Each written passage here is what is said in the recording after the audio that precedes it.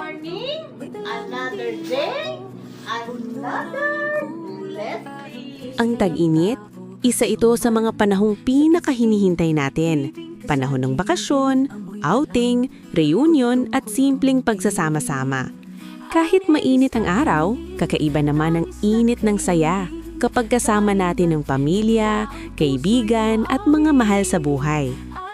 At syempre, hindi kumpleto ang summer moments ng Pinoy kung walang pagkain, lalo na ang ating minamahal na kakanin.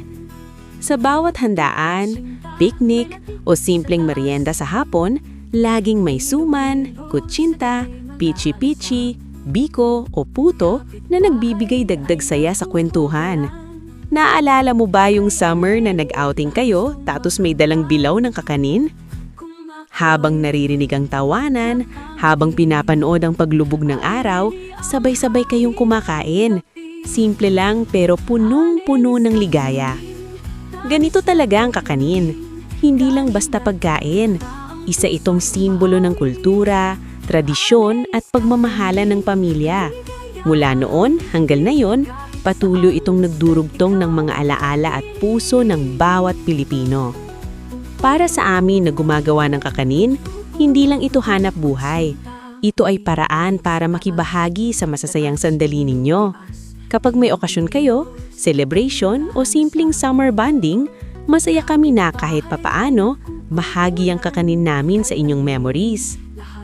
At ngayong summer, sana huwag nating kalimutang pahalagahan ng maliliit na bagay. Isang salo-salo, isang tawanan, isang simpleng merienda kasama ang mahal natin sa buhay. Dahil minsan, doon natin natatagpuan ng tunay na kaligayahan. Kahit gaano kabisi ang buhay, gumawa tayo ng oras para magsama-sama. Magkwentuhan, magtawanan, kumain ng paboritong kakanin, at gumawa ng alaala na habang buhay nating babaunin. Dahil sa huli, hindi lang init ng araw ang natatandaan natin tuwing tag-init, kundi init ng samahan, pagmamahalan at saya na walang katumbas. Maraming salamat sa patuloy ninyong suporta at pakikinig.